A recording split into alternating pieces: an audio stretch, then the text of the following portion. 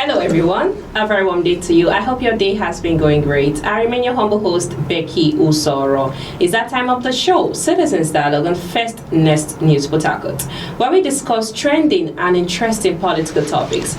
Joining me on set to have this conversation is King Sojalo and Zach Jimmy. Sit back, relax, and enjoy all we have for you on this episode.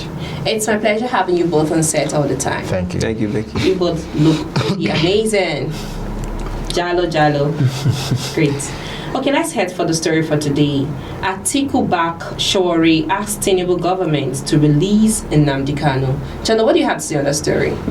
In the case of Nnamdi Kanu, I think it's something that really, people like the lives of Sowore, the popular activists, and Atiku really had to step out because it's really worth it. Because if you look at the case of Nnamdi Kanu, I think, he has been in this particular case for good 5 years now. And I think this alarm and people agitating that he should be out of the DSS custody, whatever custody they put him, I think is something that the federal government need to look into before it will be too late. Now, Nigerians are, a lot of Nigerians and a lot of popular personnel are really, lamenting or urging for the release of this man. I think the House of Representatives, the federal government should put this into notice and do the needful because before it will be, before it will go to another critical stage. You understand? The country is still a little bit stabilized. There are no, chaos and problems. Is it until when that man dies in custody that the federal government will now know, oh, I would have done the needful. Okay. Now, the Easterners are crying. Even those who are not even from the eastern region of Nigeria are lamenting. People like Sowore, please release this man. I think a word is enough for the wise. If Mr. President right now don't do the rightful thing, he will have himself to be blamed. That is just the truth. Because at first, taking him from Kenya to Nigeria, to me it was like a kidnap. It wasn't done in the proper way. You understand? Okay, now they brought him to Nigeria and raises allegations against him. Oh, he is trying to agitate on the IPOB, separating Nigeria, whatever. Okay, fine, yes. Now that accusations or whatever has been raised against him, I think the case should be settled by this Supreme Court where his case is right now. Then, if he's okay, there have been cases of his health issue in that same custody. Becky, tell me, what about if this man dies in that custody? How do you think these people he has been agitated? How do you think they will feel? Don't you think there will be great chaos in Nigeria? These are things I think federal government really need to look into. Then, if at least it should be fine, people are coming out to please grant him bail, it should be released. If they think, or because sometimes I feel probably there's a fear or there's this great fear the federal government is having that, oh, if he should come out from custody, that is going to continue with this agitation of separating Nigeria. Fine. If that is not what the federal government wants, then release this man first and see if that is his own ambition in coming out from that custody. I think what the federal government should do is to give, after the release or whatever, it should be given consequences. It should be given, strategies that look, these are these you will do. That you will do before we'll be giving you, before bail will be granted to you. Then this action, if this action could be taken, it is better than leaving him in custody because it's getting too much and it's getting out of hand. Most especially, is making Nigeria feel as if we are doing. Well. Thank you so much. Zach, now what do you have to say to that story? Okay, the issue of Nnamdi Kanu, who is currently incarcerated in the Department of State Security Service, the DSS, and of course the case has been in contention since June 2021 till date, since he was repatriated from Kenya over alleged acts of terrorism and all of that. Well, the conversation about Nnamdi Kanu for me lives beyond personal ambition and of course personal vendetta of the federal government and the good people of the eastern part of this country. Of course, during the era of Buhari, there was a call that there should be a political approach towards the issue concerning Nnamdi Kanu.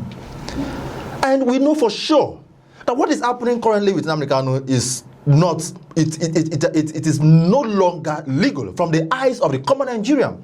Because when you talk about the legality of somebody who has perpetrated contempt of the courts, who you accuse of terrorism or act of terrorism. Now look at section 36 of the Constitution of Nigeria that talks about fair hearing. Okay. As if it granted a fair hearing. That's the question begging for answer. But that is on the legal angle. Nigerians have been calling for a political approach, a political understanding towards this. Why political? Because it now represents two-thirds majority of the Easterners. Regardless of the fact that there are people who may not openly come out and gather their support around him, but there are people who hold him sway because they believe he is from their own region. And if anything happens to him, they feel it has happened to them already. Now, talking about the political, the legal angle of it, of course, the case is before Justice James Omotosho, and in the last sitting, he made mention of Premier Fachier that says there is a question to answer. He also accused Nnamdi Kanu of terrorism. And he also said the council, they are yet to file a proper case on the matter because they've not been able to defend their case on the subject matter. But we all know what is happening. It has been a case of adjourning and adjourning and adjourning. It is now giving another look. It's giving another meaning. And Nigerians shouldn't, and they are taking Nigerians for granted. But in all of this, the security architecture of this country, everything that has to do with the political minds of this country should be strategized, because at the end of it all, if it is happening to Nnamdi Kanu today, tomorrow it may happen to somebody else. But kudos to the likes of activist Sowore, who has called on the people of the Southeast to put their support together and see how they can march to Aso Rock and request the immediate release of their son. He is not from the Southeast, but I'm surprised the Yoruba man is now the one fronting for him. So let's tell us the truth. Do we have people of the Igbo descent? Yeah. Or do we have people of Igbo descent who have some concerted efforts, all right, who have taken it upon themselves that they want the release of Nnamdi Kanu? Yesterday I was listening to Ojuzo Kalu speaking on in a television program. I heard him, he said so much. He said that the release of Nnamdi Kanu it's on the table on the president. He can't decide on that, and he was trying to dodge all of them. We even had the likes of the Minister of Works, David Mai, who had in different fora tell Nigerians that Nnamdi Kanu will be released, the president of that. So it is now becoming clearer that there are some people, even in the Igbo descent, who are still not seen in that light. But when we have a house divided against itself, will it stand? Let it not seem as if it is people, all right, who are not of that tribe that are agitating for the release of Nnamdi Kanu, but that's his own brothers. And so that's why the people who are detaining him, all right, they still have more strength. And also last, before I raise my case on this, the other matter brought before the House of Rep was that the NMA, the Nigerian Medical Association, they set up a committee. They should look into his health status and then bring a report. But when they requested for an extension of that will be the 16th of October, where they will tell Nigerians, they will tell the House of Rep or the court the state of his health. But in all of this, all right, let's hope that come 16th of October, which is just few days from now, we will get appropriate response to that. Else, and DSS custody is not the appropriate place that man should be if any case should be adjourned. At least there are other places that it could be kept to adjourn his case and settle this matter once and for all before tragic things might happen. You don't pray for such anyway. Exactly. Thank you so much. It's still the show Citizens Dialogue on First Next News Port Harcourt. Let's go for a short break. Please stay with us. Welcome back. It's still the show Citizens Dialogue on First Next News Port Harcourt. I remain your humble host, Becky Osara. Zakno, you were saying something about Sowore and Atiku concerning Nnamdi Kanu. Let's move into another story, Jalo. Peter Obi, not my leader. Ojuzo Kalu said I'm most important politician in Southeast, citing his past electoral and administrative records. What do you have to say to that story? I think Oji Kalu, from his explanation, I respect him because of his political ambition and stuff like so. To me, I think from that statement, you can really state the fact that, you know, this is like a campaign. Okay. You understand? You know, being in the APC party, of course, he is giving recommendation to his boss, which is the Ahmed Bola Tinubu administration, but the president. Yes. Now let's look at the facts. You understand? These two people. Kanu and Peter Obi, I think they are from the same region of Nigeria. That is why sometimes, if you look at it, it seems as if, you know, statesmen, you know, politicians, or should I use the entire Easterners, the Southeast, it seems they don't have this unity, this love for themselves, because it is rare. It is rare for you to go to the Southwest, seeing politicians in the Southwest, you know, rising up against themselves. Okay, why? I think Peter Obi is a very popular political personnel from that region, and the whole of Easterners you know, they've come out to say, well, this is, apart from the Easterners, many Nigerians, many regions in Nigeria really want this man to be the representative of this entire nation. So you bringing him that, it is a clear fact that indeed is just indirectly campaigning for his own political party. Let's call spade is spade. I think for the fact, Kanu, to me, is not, I don't think is any match.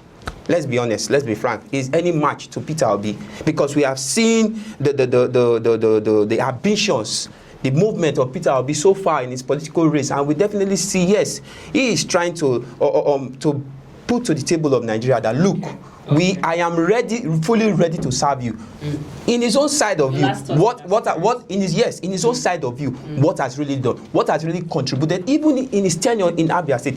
Check out the development of his own tenure than that of Peter Obi. Thank you so much, Zach. Now, what do you have to say to that story? Okay. For this. All right. I don't want to speak much about Peter Obi and versus Kanu. Well, if you put the two of them side by side, if you want to look at their compare and contrast, put them in that on the same table. All right. Kanu served as governor from 1999 to 2007, and then currently is representing the good people of Abia North in the House of Senate. He's a businessman, and Peter Obi served as also a governor for 8 years in Anambra State, and he tried to become Nigerian president. He couldn't. But Kanu contested to become Nigerian president in 2007, and then he couldn't get that position. But since then, he has been relevant in the politics of the South East. But put those aside. For me, I see those comparisons as nothing.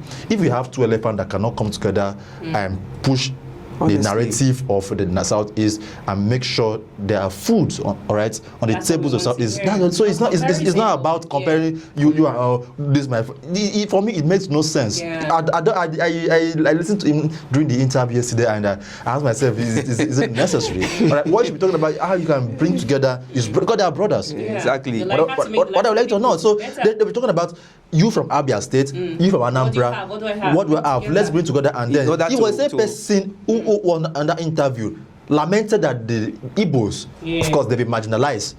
Of course, he's also presenting himself as a very good and energetic man. So what has his influence over the years, brought to the relief of the Igbo? Currently, we are having the thought that, or the story that the Igbo businesses in Lagos State have been suffering so much damage.